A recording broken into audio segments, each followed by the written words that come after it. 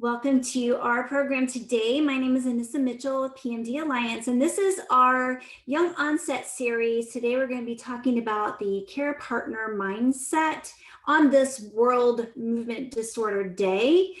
So we're excited to be kind of diving into the role of someone as a care partner in the young onset phase of life, and might be a little bit of a different experience than maybe those who are diagnosed later in life. And we want to be talking about that, caring and being a partner with someone in this journey when they might be at the height of their career. Maybe they're caring for aging parents in this point in their life, may have children still at home and very busy schedules with events and extracurricular activities, and just how to balance all that and take care of yourself in that journey. And with us today is Rebecca Gifford. Some of you might recognize her. She is married to Larry Gifford, and they are both a wonderful team with the PD Avengers. And Rebecca is a writer, a writing coach, a workshop facilitator who believes that everyone is inherently creative and everyone's story is important and everyone's voice is worthy of being heard. She co-hosts a podcast, When Life Gives You Parkinson's, with her husband, Larry, and they've chronicled her family's journey with the disease. They work to inform, raise awareness, and give voice to many in the PD community. She is a proud PD Avenger, a superpower truth teller, which she is going to be sharing some truth with us today. So Rebecca, thank you for joining us. Thank you for having me. I'm pleased to be here on World Movement Disorder Day. And I'm pleased as punch that you're including me as part of your YOPD series, and that you're doing the YOPD series, and that we're having a special day for care partners as well. I'm very grateful to PMD Alliance for that. Awesome. Well, we're grateful for your willingness to share your experiences and some of the work that you've done to kind of promote that care partner mindset, and how to kind of manage all of the things, all of the plates spinning in the air, and doing it in a way that maintains your own mental well-being. And so I guess I want to start off with just getting a little bit of background, especially if there are those who aren't, as familiar with your story of how long Larry's been diagnosed, but at what age were you? Where were you in your marriage journey when Larry was diagnosed? Yeah, Larry was diagnosed in 2017. We were both 45 years old at the time, and we'd been married for 18 years. Our son was 8 years old at the time. And we had just moved from California, having been born and lived most of our life in the United States, to Vancouver, British Columbia for Larry's job 1 year before he was diagnosed. So we were going through a happy transition and transitioning relatively well, but it was definitely quite a transition to move for our first time living outside of the United States. And then during that time, I think it's important to note that our son was also going through a diagnosis period of his own. He had been struggling in traditional school, so we had him assessed and found out that he has an intellectual disability and some other neurodivergence going on. So that all happened kind of at the same time as that diagnosis, as Larry's diagnosis. So it was a lot of change and transition all at once. And because of that, and because there was a lot of change, and because there was a focus on some of the people requiring a little bit more attention and care, and our lifestyle was shifting quite a bit, I began scaling back on my work as a marketing writer and a workshop facilitator. And so there were adjustments in the household that were required for some of that as well. And caring for others became a lot more of a focus of my day than expected. While neither needs full-time care, it quickly became apparent that I had the most executive functioning in the household is the best way to describe it. So I was the one who was the most equipped to kind of take care of the details and think about things, the grocery, the school, all the school details, the schedule, the calendar keeping, all the events of our life, social events and whatnot. And during that time, Larry was also still working full time. And then eventually we started the podcast. And then Larry also started PD Adventures. So he was focused on other things quite a bit and things that were very meaningful to him. And so a lot of the parenting and other things, and this happens quite a bit in YOPD families, is that the person without the Parkinson's often has to kind of pull up a little bit more of the parenting responsibilities, the presence required. And then as a result of that, my professional work kind of took a backseat. But what I think is really interesting here, and I do want to bring this up, is that kind of fast forward a little bit, because I know this is something that a lot of YOPD families experience, and our family is going through it right now.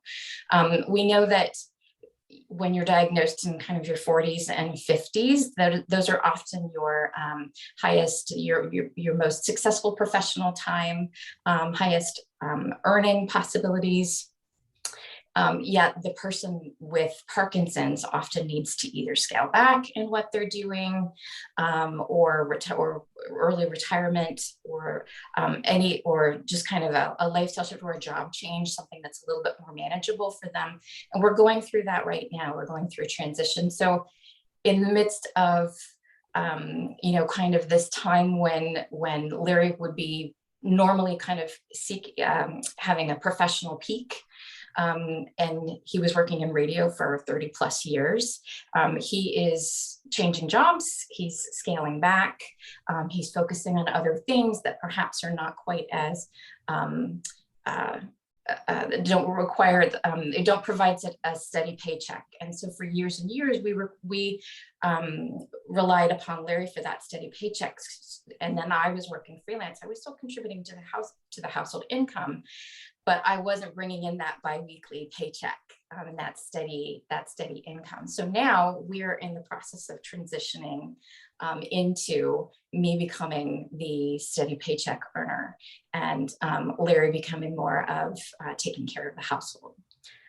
All of that in mind, I think it's interesting to also consider that he also is still struggling with his executive functioning, as all people with Parkinson's do. So while he is taking on more of the household responsibilities, he's also having to kind of work that brain muscle in a different way and really be able to focus his time and energy on that. It requires our lifestyle and our family and the way that we function around the house to be shifting quite a bit. We are very much mid-transition on this. So we're still getting used to it and having good days and bad days and figuring it out. We're doing it as gracefully as possible. But I think that's really important to bring up because, and I'd love to hear from other people as well who might be experiencing this or have gone through this process. I think that comes up a lot in YOPDs, and that's required a lot of YOPD families, where you have to switch incomes or lifestyles quite a bit in that way because of the person with Parkinson's needing to scale back or would stop working altogether a lot earlier than expected. You brought up a lot in that we could unpack a bit. So I guess I want to make a comment like that is a lot of transition, a lot of role reversal, and a lot of adjustment that you talked about, not just the physical adjustment of you having to go back to work and Larry scaling back, but like the emotional aspects of doing that, the stressors associated with you taking on more, him backing off, you having to take that breadwinner role. That's a stressor for you, but also for Larry, because then that's giving up something.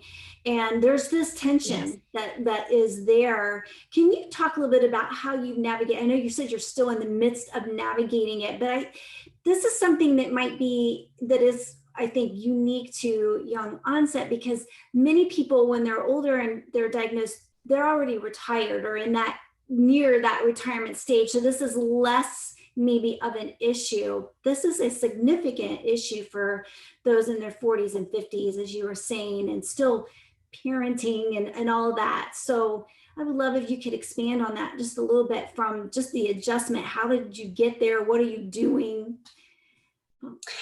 I think because we're still mid-transition, we are still figuring it out quite a bit. But what we are doing as far as managing as you said, the stressors and the emotional issues that come up, emotional reactions that may come up with that, is Larry and I have always put a lot of focus on communication in our marriage, in our partnership. And so we had that muscle pretty well conditioned before Parkinson's. Not that it hasn't been tested over and over again. It certainly has become more challenging, but we keep that as a focus, and we keep really open, authentic, unconditional communication available in our relationship. And we make sure that it's okay to say the hard things, and that we can call each other on things and hold each other accountable for when we have a really strong reaction, even though it might be quite natural and human to kind of to talk about that and to be aware of that in our relationship. I think also part of that is we've both nurtured a lot of self-awareness, and Parkinson's has certainly increased the benefit of that, so that we can call ourselves on things, and that we hold ourselves accountable, and that we are aware of when we start to hit a burnout point or a phase when it might start to show wear and tear on the relationship, or on us as people, or on our parenting with our son. If we start to see it wearing on our son, we're just it's very important to us to be very conscious of that, and how everybody's doing, and just pay attention to that. And that just comes from being present and having that be a priority for us as a family, as a marriage, and also as people, to just be aware and present, and then be able to communicate it, and then ultimately use our tools, the tools that we have available to us as people, as individuals, to nurture our relationships with ourselves, and get a break, or do self-care, or whatever it is, kind of that awareness of, okay, we've hit a point where talking about it right now is not a good idea. So we're going to shift and either not talk about it, or we're going to go, separate, and kind of lick our wounds and do something to nurture ourselves, and kind of bring our nervous systems back down, and then communicate about it again when it's a good time. That's really been really important to us. And I would say that on a daily basis, that's the main tool that we have as a partnership and as people. It's so important. And, balancing all of these things, and, day to day, you have different levels of energy, resources, emotional, physical, whatever that is. And if you've got, a lot going on, a lot of balls that you're having to, keep up in the air, it's important to have that conversation. It actually makes me think of, I don't know if you've ever seen the little clip from Brene Brown, and she talks about, marriage is not 50-50. Yes. And, some days I only have 15% to give you, and you may only have 20% and then how do you, and I think that's very relevant in a situation like this, when, you're doing a lot of extra things, and, Larry may not be having a good day, to not have those expectations that today is going to be exactly like yesterday, and I'm going to be able to do it all. I'm going to give you 50%. That's not realistic. How can we discuss like a way to help people understand that it's okay to set expectations on a daily basis, and to kind of utilize some of those tools? And maybe you could talk a little bit more about those tools and how those have been beneficial to you. Yeah, and that's a lot. But Yeah. regarding expectations, I'll take them one at a time. I get the regarding expectations. I I use that word a lot because it comes up a lot, but I don't like the word very much because it's our expectations for ourselves, societal expectations, family expectations, that can really, unless you know what your expectations are for yourself and have a really good way of managing that, that can be really, that can lead to burnout really, really fast. So I guess the only thing that I guess I would say regarding expectations is that be really easy with yourself. I guess it's what I do. And that's advice that was given to me actually early in my care partner journey. And that's been invaluable. Give yourself grace, forgive yourself, um, uh, allow yourself to make mistakes and not be perfect, and to not meet expectations or to not have any expectations for the day except for I'm going to get through today, or I'm going to get through this next moment, or I have this one next thing that I need to do and I'm going to look at that and focus on that, and then the rest of the day I'll work out that when I need to, and really managing that, the expectations, being really easy with myself. That's something I'm still working on. And that's something that I know a lot of people are still working on. That's a hard one, especially when we have so many people around us. It may be one, it's likely more than one, people around all of us who require care and want our attention or our presence or our care, our physical care. And so managing those expectations it's still a challenge that I'm working on. But I do hear that advice that was given to me. And so I'll pass it along, and I'm hoping you all have heard it as well.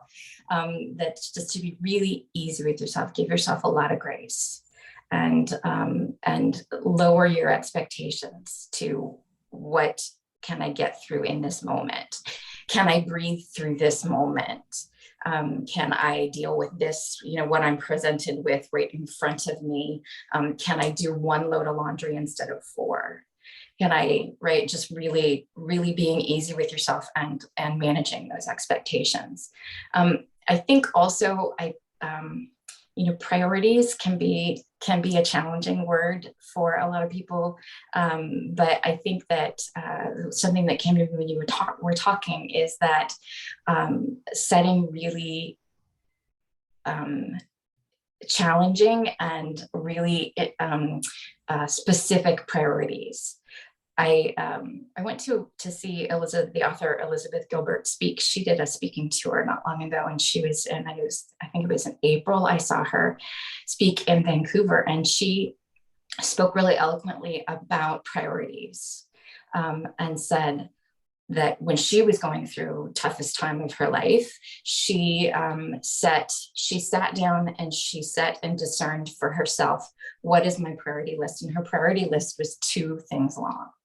What is, setting a really short and discerning a really tough but careful priority list.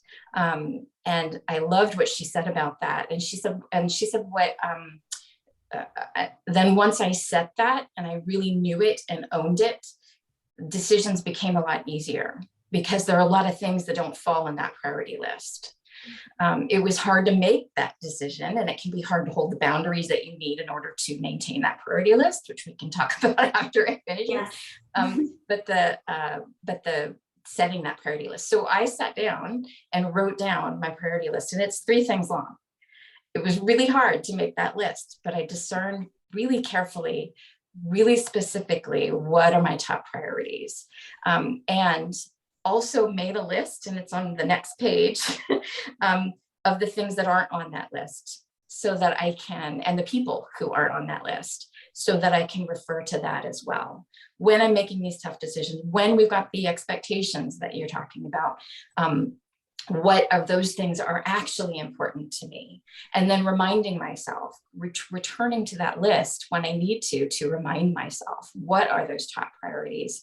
What decisions have I already kind of made for myself? not kind of, I have made for myself. And then making sure that that's still in line with my values and what's going on in my life, and then following those priorities and making those tough choices. She also talked about, and this, I found this to be true, and many of you probably have as well. Part of that is then holding boundaries, setting and holding the boundaries that are necessary to maintain that priority list and make those things actually a priority, to live out the priority list. That is a really hard process. Still working on it. I have faltered a few times and regretted it immediately, or sometimes a little bit down the line. But really, that process can be quite challenging. And I think that that evolves over time, because there are people and things and organizations and whatnot who don't make that priority list. And they may or may not respond to that very well when you start shifting your behavior and saying no to some things. And learning that no is not a dirty word, that no can be a really important word in maintaining your wellness and your health and your balance in life and your family and the things that are important to you. Some people won't appreciate that, won't understand it. And then you just understanding that, but that's my boundary. And then I think it's also important to understand that, and something that I've learned and advice that was given to me, boundaries are not walls. So boundaries are not these rigid black and white, you're okay, you're not okay, this is okay, this is not okay. I think there's a way to figure out how to hold your boundaries that is authentic and respectful to you and your choices, and also authentic and respectful to the other people in your life and the other organizations and these other expectations. I don't think they're mutually exclusive. And in my experience, if I start to think of it as very black and white, or I have to cut out this person or whatever, then that becomes more challenging. I think it's more nuanced than that. And in that way, a little bit more challenging, but also it can give you some leeway to not break your priority list, but also kind of really truly understand your priority list and where those boundaries sit. Did that answer all the questions? It did. And I'm so glad that you got into the boundaries, because it does tie directly to expectations for yourself and others that have expectations of you. And it's sometimes really hard to hold those boundaries, but the other side of not doing so is increased stress, increased burden. And honestly, more and more people will say, I didn't even realize I was so stressed until I hit my breaking point, because they didn't have that self-awareness. They didn't, make the priority list, set the expectations, or hold boundaries, and they ended up paying a price for that. And so we don't want that to happen, but sometimes it happens without us realizing it. How did you come to this realization that you need to do this? What was did you have a breaking point, or were you just insightful enough to know that you needed to kind of start putting some things in place? Yeah, I actually, when Larry was diagnosed, there was a bit of a shift in that as well, because as you all know, that taking care of yourself, having a balance, paying attention to those things becomes more challenging, but also much more important. So I some things that I hadn't really paid as much attention to, or some tools that I had nurtured but wasn't using regularly, like writing and meditation and whatnot. I really, those kicked in. I had a self-awareness when I started feeling depleted, not long into the care partner journey.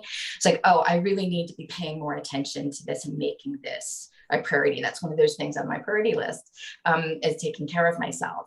So I started to kind of rediscover and then also nurture some new tools where that's concerned. But I think a huge part of that was just learning to make self-care not a dirty word, Self-care isn't selfish. And I've worked on this a lot, but still learning to live this every day. But learning that self-care is not self-indulgence. It's not selfishness. It's not neglecting other people. You don't have to not take care of other people in order to take care of yourself. It's something that is, that if it gets put on the bottom of your to-do list, and then it gets kind of chopped off, or it's something that's just kind of on your to-do list, not made a priority, that's when you start to hit burnout. That's when your mental health, your physical health, your spiritual health can really take a hit. And I started early in my care partner journey, I started to feel that depletion because I was focusing so much energy on caring for those around me. Luckily, I didn't get to burnout. But I really needed to kick these tools into gear. And it was a hard journey because I had to learn that it's nuanced, but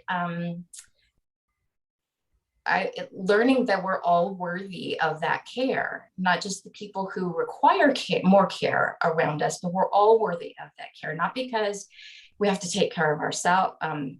Not because we have to take care of ourselves in order to take care of other people, but because we're worthy of having a full and healthy life too.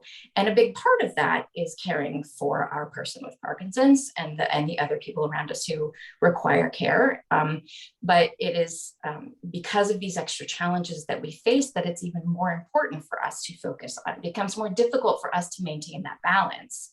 So we need to take care of it. We're worthy of that because we're whole people. We are people who have interests and passions and lives.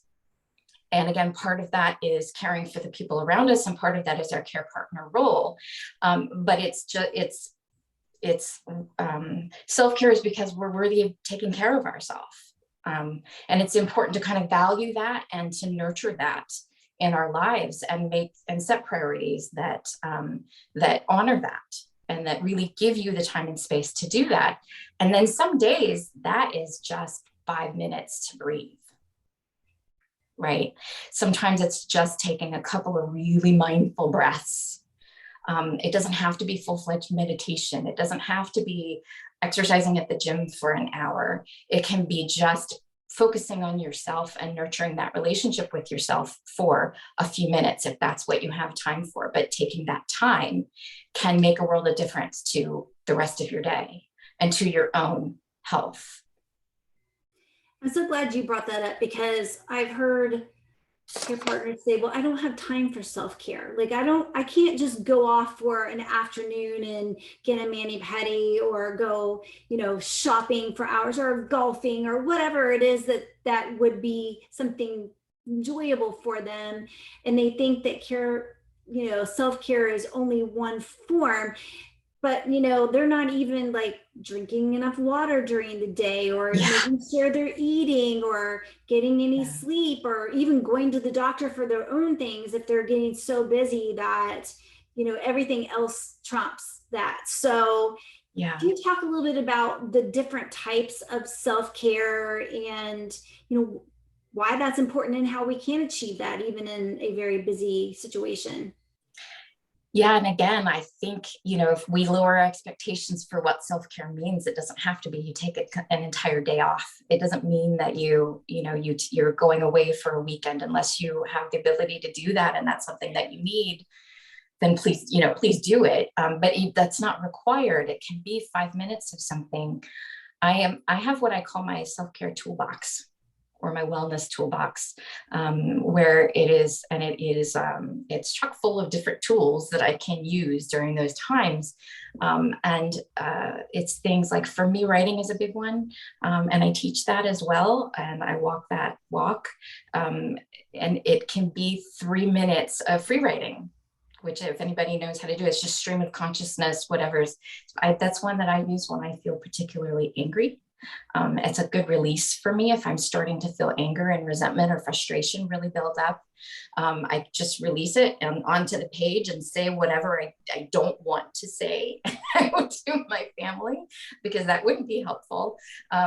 and then rip it up or just put it in the recycling, or whatever it is. And then there's kind of a release that comes from that.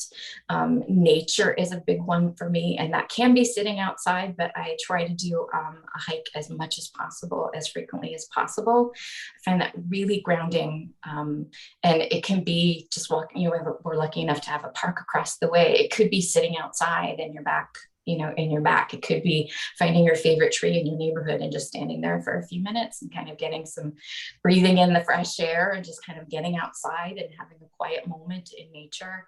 It doesn't have to be complicated. What's another one?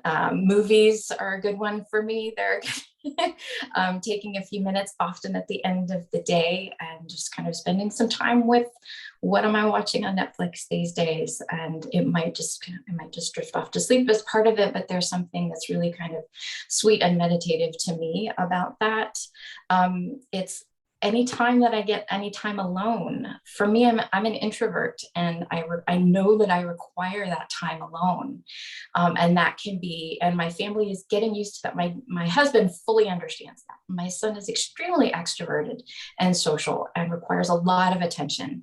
And he's lovely, but he does not understand introversion at all. And he requires very little alone time. So that's been kind of a learning curve, is for him to figure that out, and for me to hold that boundary, which has been really hard, because the closer the person is, the harder the boundary is to hold. And I'm still working on that, because if I let that one bend, probably more than any other, and I regret it probably more than any other too. Is like, no, I'm self-aware enough to know I really need this time. I need 5 minutes. I need 10 minutes. And if I let him kind of barge in and take any of that time from me, even though that's not his intention, he just doesn't get it, then and I can start to build up resentment and anger, and then that can erode the relationship with him. And that would never be my intention. Trying to think of other things that are good tools for me. Any kind of creative expression. Oh, this was one that I got a reminder from, I don't even remember where, from a workshop somewhere or something, about playtime. So allowing yourself to have some play in your life, because that's really, it's especially as adults, and that's all adults, whether you're caring for other people in the way that we do or not. Building play into your time. It might have been Brene Brown, building play into your time. And I do that and build in exercise with it. I have a dance thing that I do. Then it's all online. It's like it's called, Body Groove, if anybody's as familiar with this. And it's very creative, and it's really open. The expectations are really low. And I love to dance. I'm not a great dancer at all, but I don't care. I just love to dance and move my body in that way. And I love music and responding to music, and my body respond to that. And that's playtime to me. So even if I do their, little segments, even if I just do 10 minutes, and either it's exercise or it's just kind of, releasing and having that playtime, the puzzles and games and things like that you can do with your family, that's actually nurturing that relationship. Anything that feels like play to you. I wasn't valuing that in my time at all. And once I kind of built it in and made it something that affected my choices, including the time with my family, that has made a difference, because it feels like, and it's not wasted time. It feels like playtime. And then you're also, again, you're using that time also to nurture relationship with others, because often you're doing the play with other people. It can be really social time as well. And then time with friends. This is something, that social time, that was something that was quickly going away. Now, also keeping in mind that we've all had the COVID time in there, the pandemic in there in the middle of the last few years. So that made social time more challenging in a lot of ways. But even before COVID, we were letting our social time really diminish, and had to pay a lot closer attention to making sure that we weren't becoming hermits, because being out socially and doing things, especially with people who weren't in the Parkinson's community, was more challenging because Larry was changing. He was having some anxiety, being in loud places or with a lot of people. So parties, and especially kids' parties and things like that, that went, that diminished quite a bit, and in a lot of ways just kind of went away. And so kind of nurturing, and Larry's a very social being, and quite extroverted, although he's become a little bit more introverted over time.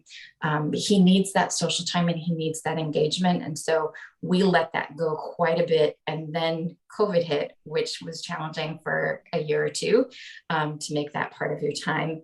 And so we've really been ramping up since things opened up quite a bit. And when we have that social time, and including me as an introvert, I love it.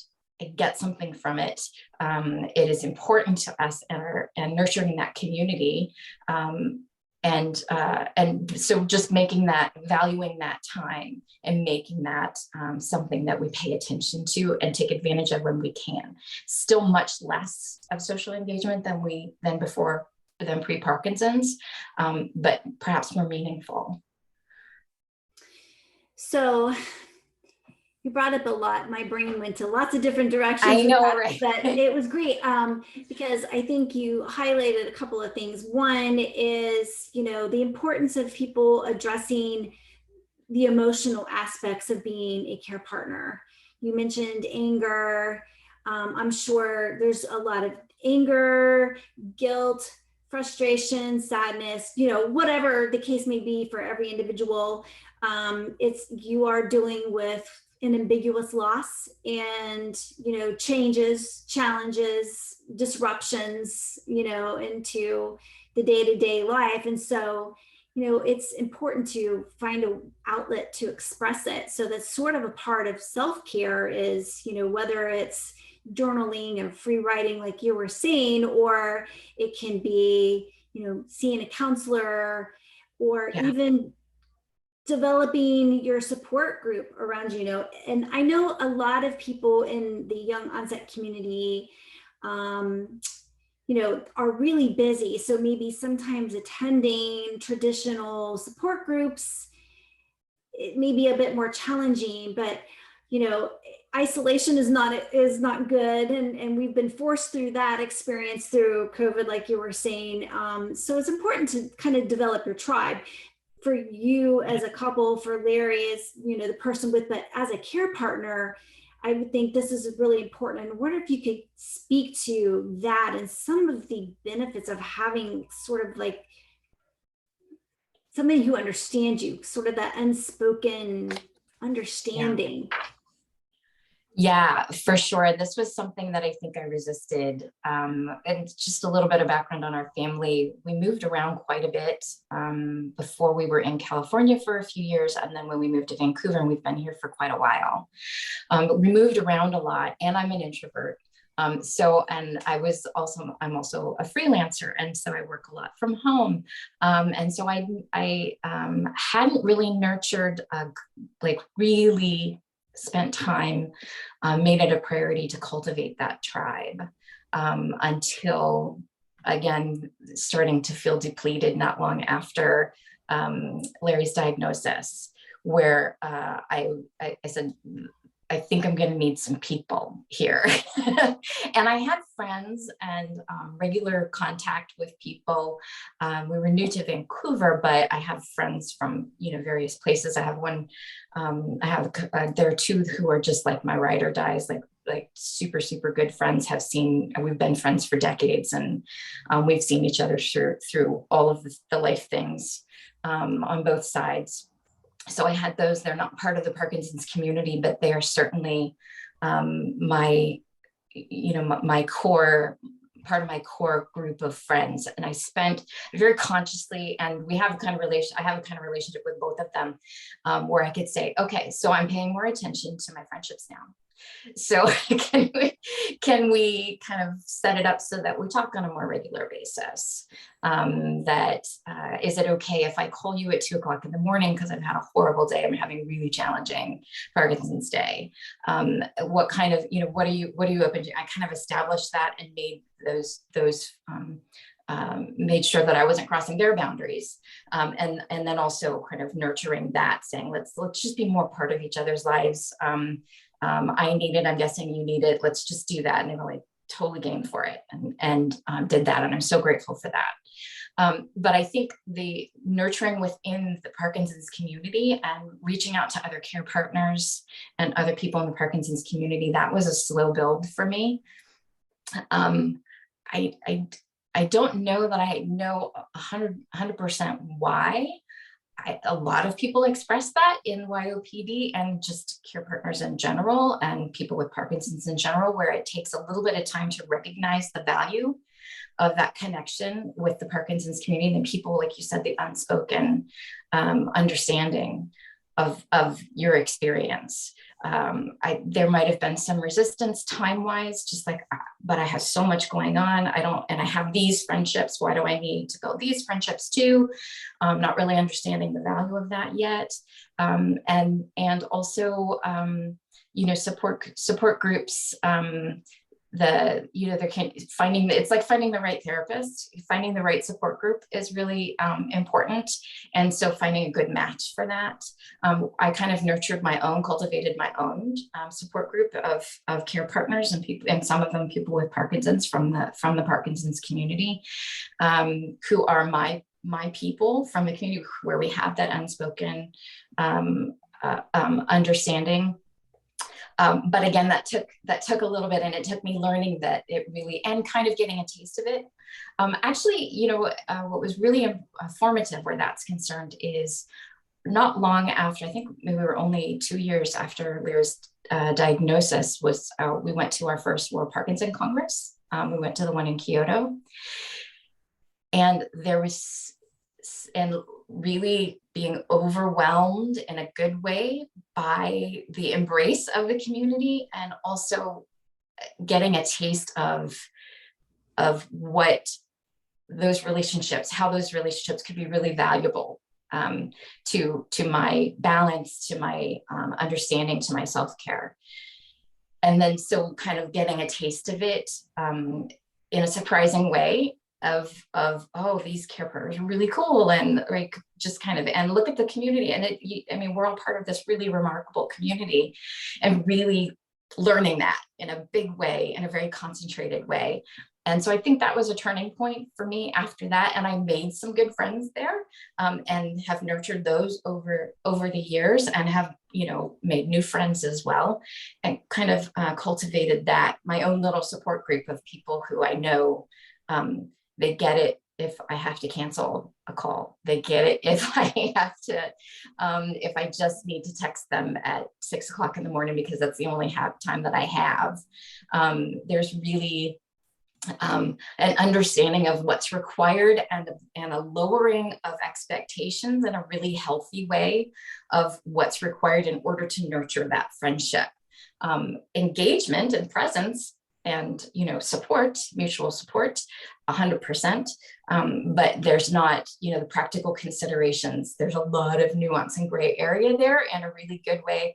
And they may be the only people who really understand the flexibility required to be our friends and to have those relationships. And so I really value that. And now I have a group of mostly care partners, but also people with Parkinson's, people from the Parkinson's community who are now part of my core group.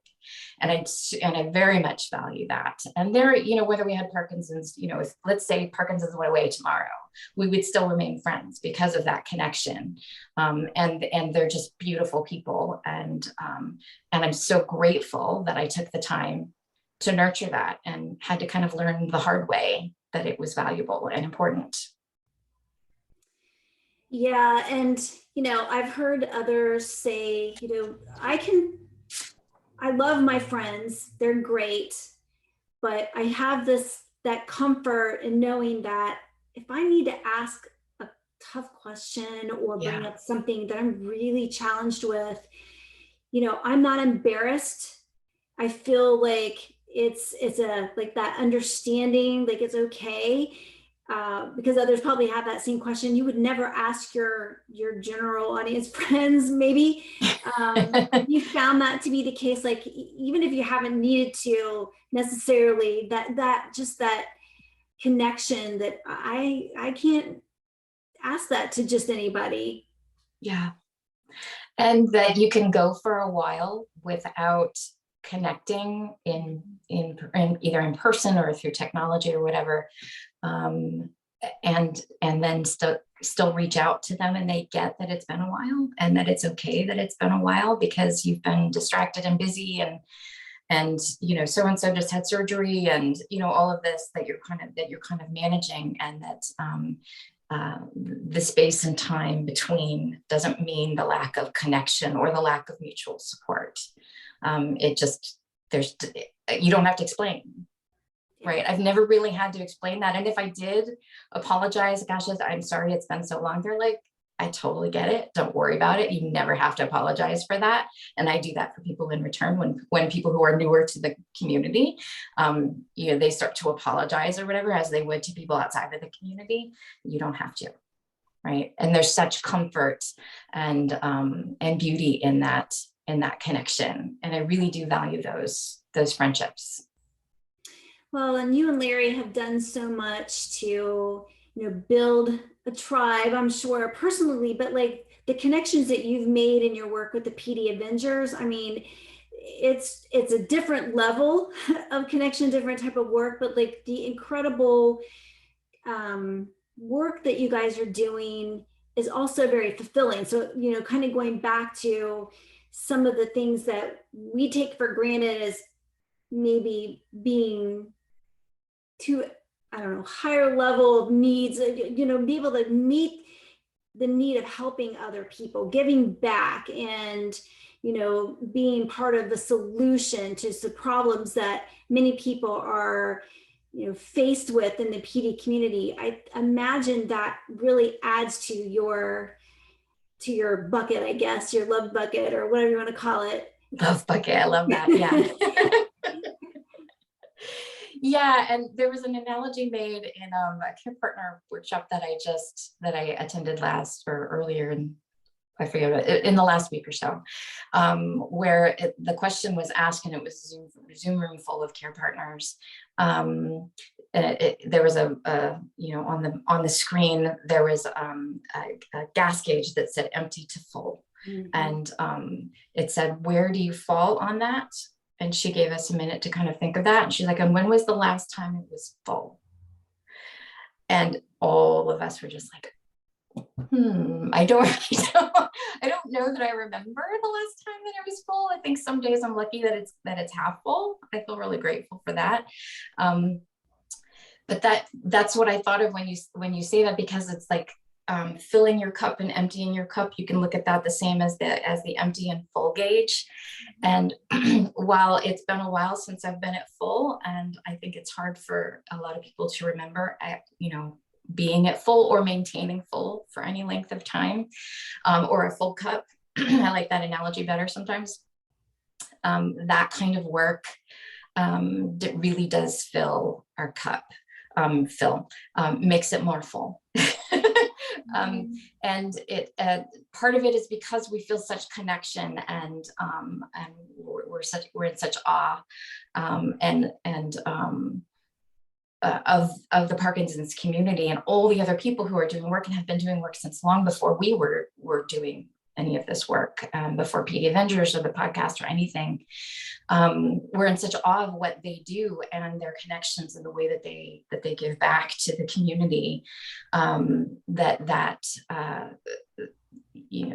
we saw that, and Larry first, and then I kind of came along a little bit after.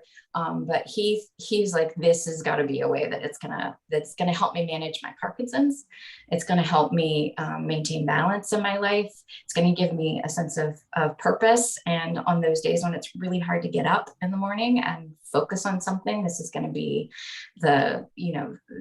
something that's gonna get me to get me motivated, keep me enthusiastic, keep me passionate about something, and, continue to fill that cup and keep his energy level and his sense of a balance and purpose really alive. And that has certainly, as I became more involved in the podcast, as I become more involved in the community and with PD Avengers, I do workshops for people in the brain health and also Parkinson's community, writing workshops, and work with this community quite a bit as well. And while I think I initially resisted it because I thought, I was like, oh, but if I'm in that world a lot, then it's going to feel like I'm going to need a break from that work, like it's going to be too much. But I've actually found the opposite. I had to grow into that a little bit, but I found the opposite, where it really does, the filling of the cup that really works when it's something that's truly meaningful to you. And it can be the Parkinson's community, it can be some other way of giving back, but I do find that, and that connection with others, that having the being able to contribute in that way is really has been really valuable. And so I think it's fair to call that a self-care tool. As you're astutely pointing out, that is a way of coping, and even more so for Larry, but definitely for me as well, feeling that positive energy of when, things work, and when people, when you make those connections with people, when you're in a group of people who are all behind something and feeling strongly about something, that helps to fill your cup. That is, it's just reminding you of the beauty of people and the strength of people, and and as a result, reminding you of your own strength and your own abilities to contribute. But I'm in awe of the work that's being done, and the people who are, whether they're part of PD Avengers or the multiple organizations and the work that you do at Community Alliance. There's such wonderful, cool things happening in this community, and I find such enthusiasm and awe of everything being done and all that's being accomplished. Yeah, it is amazing. It seems like even in the last few years, there's just more and more stuff that's coming out and more people getting involved, and I think that's fantastic. And it's certainly a great shout out to Movement Disorders Day. Like, yes, we're focused on Parkinson's, but like, just to see the community get together and really just try to make a difference, it is very helpful for all of us. Yeah. Awesome. It's yeah. So I don't know if there's any questions for everyone. You are getting comments. I don't know if you've been able to read. I haven't. Comments. No. So yes, we've got one. Dave's like, welcome the new people that are willing to run with you, and don't mourn the people that don't want to be a part of your journey. Yeah. Mm-hmm. We've all lost some people as part of that journey, right? Whether they're part of your priority list or whether you become lower priority to them because for whatever reason, but sometimes because of Parkinson's being part of your life, they can't really hang with the changes or the lifestyle changes or what may be required for that. And we've all experienced that. So I love that comment. Yeah, totally. And of course, Rogers, there's always room for one more friend. And so, yes, more people to add to your tribe for sure. Yeah. Is there anything that we didn't cover that you wanted to make sure that those in the program today, or we don't want to miss out on any of the other tidbits of information? Yeah, I see some, maybe a shout out to creative expression. That's something that I'm really passionate about because I'm seeing some comments about that, like our therapy from Roger. And I know some people who are there are on today have participated in my writing workshops a little bit as well. That's something that's really valuable to me personally, but also I think there are so many, it's growing within and without the Parkinson's community, but there are more programs within the Parkinson's community and movement disorder and brain health communities and workshops and focus on and ways to kind of get more involved in creative expression or learn new ways of expressing yourself. That is something that is invaluable to me as a tool, and something that I think some people are kind of hoping to dabble in a little bit, but they don't really know how to go about or get started.